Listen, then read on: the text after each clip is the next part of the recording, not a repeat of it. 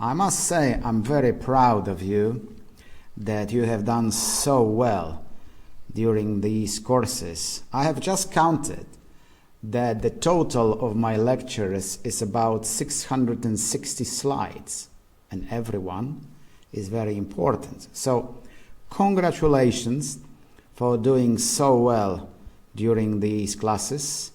Neen Bangla, you are great. But at the very end, we have a very, very, very exciting part under these abbreviations. Generally, we will talk now about weighted average cost of capital, and the capital asset pricing model is sort of involved in that, but not too much. Generally, it's about weighted average cost of capital. We have this introduction today because you have to realize what is the main concept. The main concept is, as I like to say in finance, shareholders prefer to be rich rather than poor.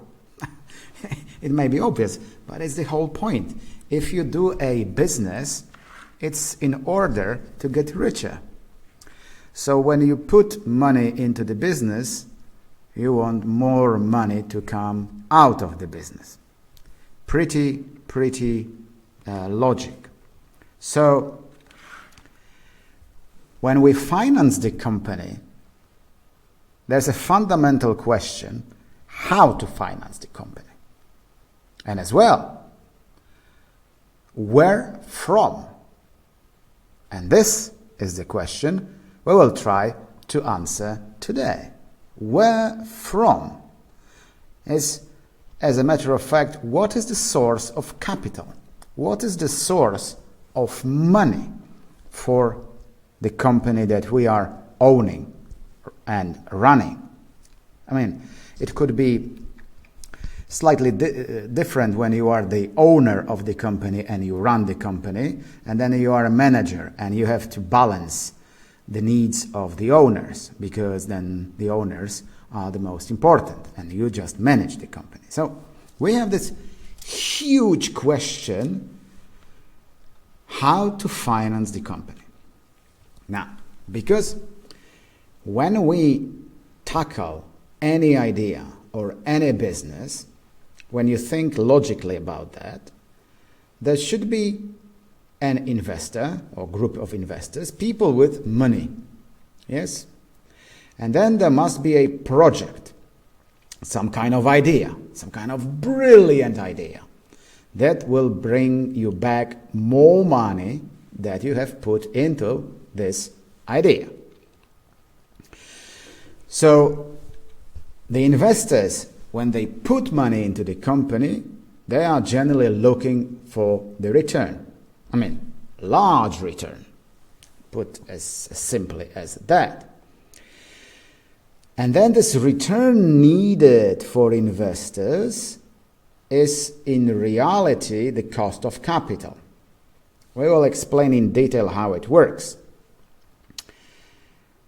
And what really the owners, the investors, they expect is the return for the own money that they have put into the business.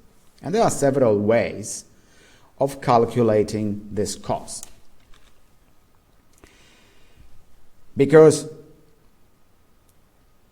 when you run the company, firstly you have to satisfy the owners, because the owners have to be satisfied that they put their money into a good business, right? And as well, you have to pay back any entities that they put like this money into the company in loans. And if you repay the cost of loans and the cost of equity, and it's higher than this sort of profit or revenues from the business or return from the business, then, as I put here, you are doing it wrong. And when you try to get a new capital, like raising new capital, then you have to calculate the current capital, cost of capital, just to compare it. Now, it may sound all very complicated, but now we are getting into the business. So, you have to realize, once again, that there are two parts of money in your company. One is the capital coming from shareholders, owners, people who at the very beginning put the first initial money, or when the company is big enough and went to the stock exchange and issued the shares, people bought the shares. So they are shareholders, stockholders, owners, right? And then when the company is already running, the company could go for a debt. The easiest example, the company could go to the bank and take a loan. Or the company could issue commercial papers and sort of sell it. It's a kind of loan. Because what's the principal difference? Anybody remembers the principal difference between equity and debt? The principal difference is the equity is put into the company. And it's impossible or very hard to get the equity back unless you finish the company. Debt is a money that is temporarily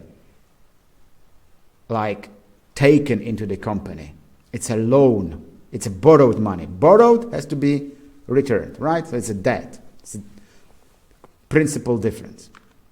Now, when we calculate the cost of capital, very simple thing would be to say that if we have two parts of our money in our company, it's like an equity part and it's a debt part. Okay? So if we are able to calculate what is the cost of equity part and the cost of debt part, and we balance it together, then we will have the cost of capital in our company. How nice it is in principle. There are many different ways and concepts how to calculate the cost of equity. I would just say that the capital asset pricing model, the CAPM, is one of them. Perhaps not the best, but most popular, and every book of finance mentions this, so I have to mention it as well. And the cost of debt, as simple as that, is like cost of interest that company pays. Now, another approach, like step by step. If we think that we have the value of our company expressed in money, and it would be the value of the company, we could say that this is equal to what is there in the company.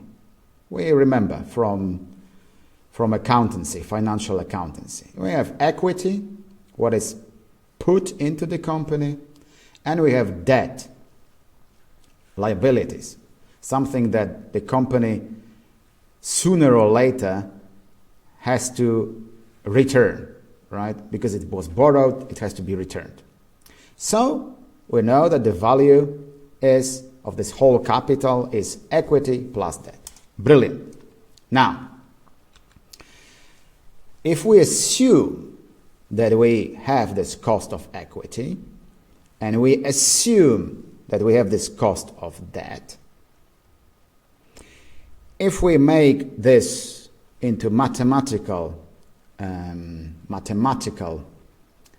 approach, it will be like this, that this weighted average cost of capital would be cost of equity multiplied by the share of equity in entire value plus cost of debt multiplied by the share of debt into the value of the whole company. Logic? Logic. So it perfectly stands for like cost of capital equal cost of equities part and cost of debt part. Of course, you may ask, if it's so simple, let's just put the numbers. I mean, if we have the numbers, we will put them. So that is what we will do. And we have a very simple example. We have a company called JKL. And this company has $6 million in equity and $4 million in debt. We know that the cost of equity is 12%. Just don't ask now how we found it. We will talk about it. But we assume it's 12%. And then we have cost of debt 6. We just calculated somehow it's 6. All right? So what is the average cost of capital? Rather, weighted average cost of capital. Because now, is it right to say that if debt is 6 and equity is 12, so the cost would be 9? Just split it like that, bang. Because this is 12, this is 6. So let's split this. Of course, this is the question to wake you up. I mean, to be even more vigilant. So what is? I know, because we have to really value this, like on the weighted average. So what we do, we find the whole value of the company. 6 million plus 4 million is 10 million. So we find that this part share of equity is 6 divided by 10, which is 0.6. Then debt is 4 divided by 10, 0.4. So now we have these shares. You could see we have E divided by V and D divided by V. One is 0.6, one is 0.4. And now this share by share is multiplied by the percentage of the cost, 12 and 6 respectively. So we come to the result that it's 9.6%. So weighted average cost of capital in this case of this company will be 9.6. Okay, this was sort of easy. Now let's do this. We have a company called IJK, let's assume. And this is a bigger company, and it has 24 million in equity and 44 million in debt. So you could see it's sort of different structure. Cost of equity 11, cost of debt 7. Is it right to say that if it's average, so it's 9? Because this one is 11, this one is 7? Of course not. So we have this calculation very similarly. We find the exact share of equity to value is 0.35, etc. Then we multiply this exactly by percentages. We add up and we find 8.41%. Very nice. So this is the first approach to the question of weighted average cost of capital. Because it's called a pre-tax weighted average cost of capital. Because it doesn't take into account the fact that the company pays interest on the debt. And the interest constitutes the part of cost. I mean, like cost in the meaning of financial accountancy. So it has the tax shield, because interests are in the cost. So when you put it in the cost, so effectively you pay less tax. So it costs you less. Therefore, there must be an amendment, a certain amendment into the formula. Now, the proper calculation of this, the tax should be included. So if it's included, it looks like this. weighted average cost of capital, we know this part, and then the part of the debt is multiplied by 1 minus T, if T is the corporate tax rate. So now, when we have these two examples, what would happen if we calculate example 3 and example 4? And we will do it with the tax rate of 45%.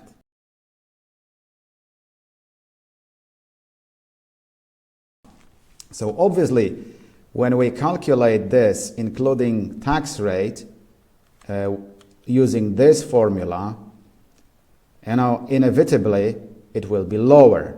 And of course, it's lower. And in the case of this example 3, which is the version of example 1, it's 8.52. Example 4, which is the version of the example 2, is 6.37. So of course it will be lower, and now it is properly calculated. So using this tax is very important in calculating the weighted average cost of capital. But then you might ask, it's never so simple. It's never so simple, because it's very rare when you have a company and this company has just one loan with one interest rate. It's sort of unrealistic. So very often, or more common, we have the situation when the company has more than one loan. What are we doing in this case? Of course, we have to calculate as usual in our financial management. So let's see. We have the company called FGH. Yes, FGH will be our company for this example. And this company, as a matter of fact, is quite conservative, because it has a 4 million loan secured on machinery. They bought some machinery, it's secured on the machinery. The interest rate is 6% per annum, of course. Then the company has $3 million loan on the mortgage on the plant. As well, it's very defensive. The plant is there, it's secured, and it's 5.5%. Maybe the figures are not very realistic now, but it doesn't matter.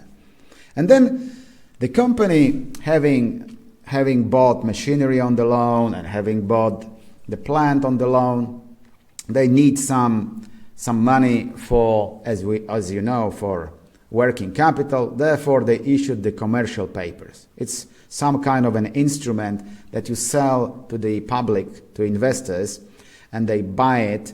And so you have the capital, but you have to pay some kind of interest. So these bonds are valued 7%. And we have the information that the company tax rate is 35%. So it's not very complicated mathematics, but we have to be very careful not to make a mistake, of course. Therefore, we do this step by step. Sorry. Firstly, we have to find, which is pretty obvious, what is our total debt? Total debt, 4 plus 3 plus 10. $17 million of debt. As you probably guessed, yes, we have to calculate the share of each part of the debt. So we have to find the share, which is 4 divided by 17, 3 divided by 17, 10 divided by 17. And then we multiply by the you have here the cost, 6, 5.5, and 7. So we multiply to find the cost of each part of the debt. And we add them together, all these parts, and it makes 6.5%. Exactly. And then we include this corporate tax rate into this whole calculation, and we have that our cost of debt after the tax shield taken into consideration is 6.5 multiplied by 1 minus 0.35 means it's effectively 4.225%. So this is generally the calculation of debt. I mean, it could be much more complex because the debt of the company could be from different parts, and sometimes it's hard to judge what it is. But if we keep in mind long-term financing, this is how it should be done. But then this is an Olympic, huge, gigantic question. How to value properly the cost of equity?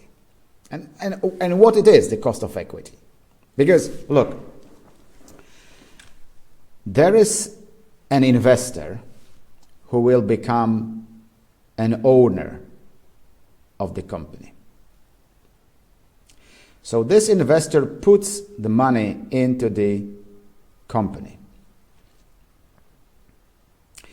And he would probably put it in another place, but he chooses this company. So he expects a reward. And the question is what the reward should be. 1%? 5%? 10%? 15%? How much? And who could know? I mean, the easiest thing is that the owner say into the mind, okay, I need, say, 15%, because I know another business that I easily could have 12, so if I put into this business, I need 15. That's it. Of course, in small businesses, it could be done like this. But when we have larger businesses, there's a lot of different formulas how we should calculate the cost of equity. Specifically, when it is a large corporation listed on a stock exchange. So people bought shares, and for one of them is maybe 8%, for another is 0, for another is 50. How could we know? So there are some concepts, some ideas. Let's see it. This is one of the approaches. You have the data. We have this continuing example of our FGH company. And we assume that the company has 1 million ordinary shares. We assume that the current price of the share is $21 per each share. Now, we have in capital asset pricing model something called beta. There is a lot of statistical explanation about this beta or beta. I will not put it to you because I think it's a bit too complicated, and in fact it's useless. I mean, we need to know that there is a beta. And this beta means it shows the riskiness of the company. It's, in one sentence, it's measured as a variation of the price compared to variation of the whole market.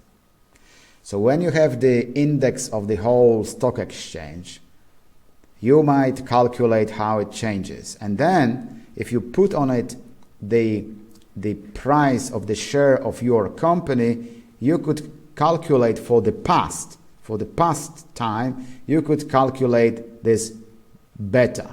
There are companies that calculate this. So you just need to take the beta. So we took from these companies and we know it's 0.95.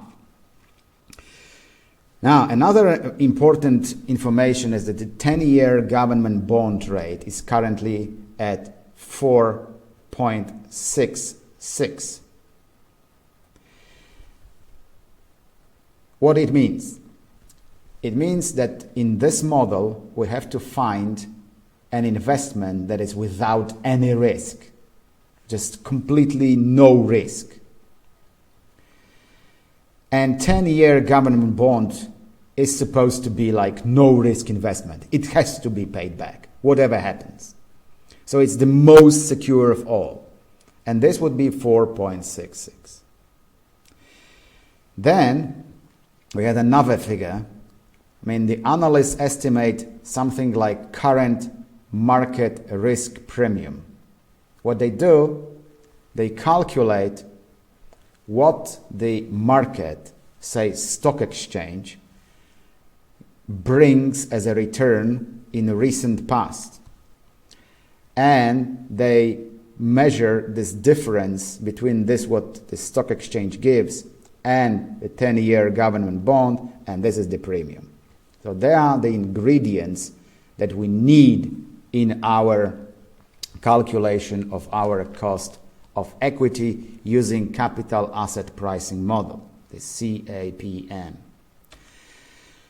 And this is the formula.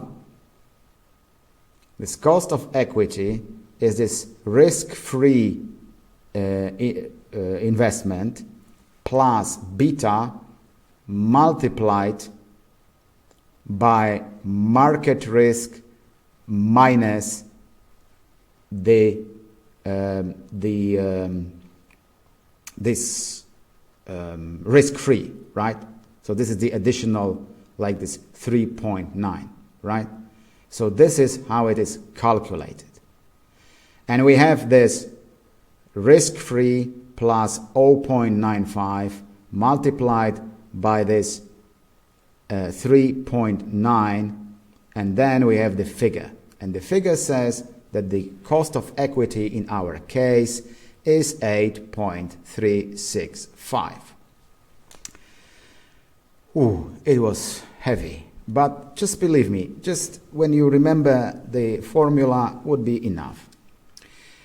And then, so now we have to return to our company, FGH, and say we need to calculate weighted average cost of capital for this company. We already calculated that this cost of debt is 4.225. We calculated that the cost of equity is 8.365. So now we know that the size of debt is 17 million. We still need to know what is the size of equity, of course.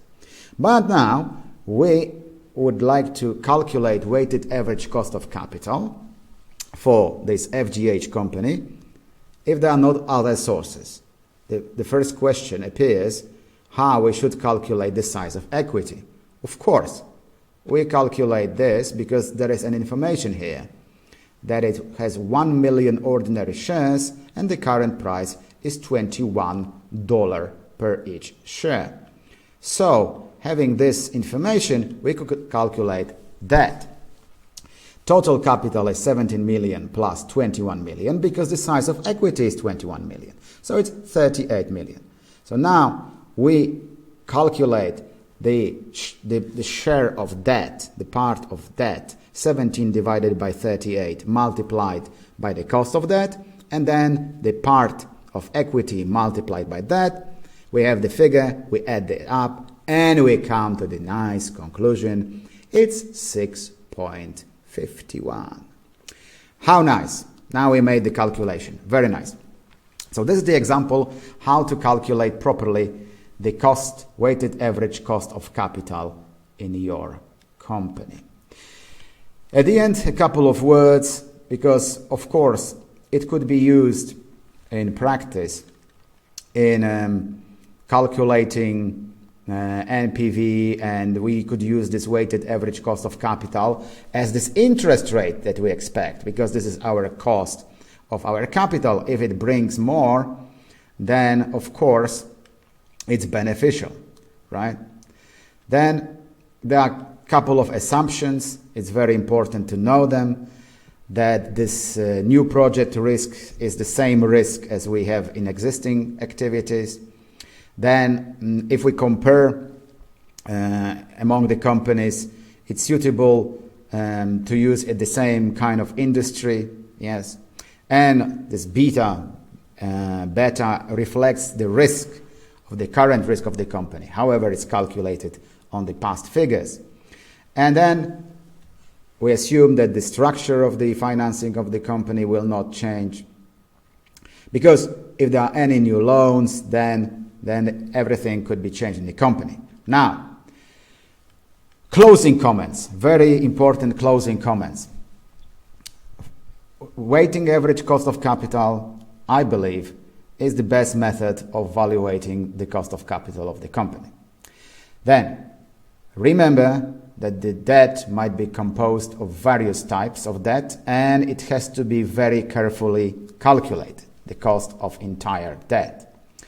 Then, remember that the cost of equity may be calculated using this CAPM method, but it's often criticized. There are other methods, but this one, because the people that invented this won the Nobel Prize, it's still in the books. However, it's criticized a lot, but we still use it. And remember the simplest truth at the very end, that if you are the owner of your own company, you could set just your own cost of equity. As simple as that.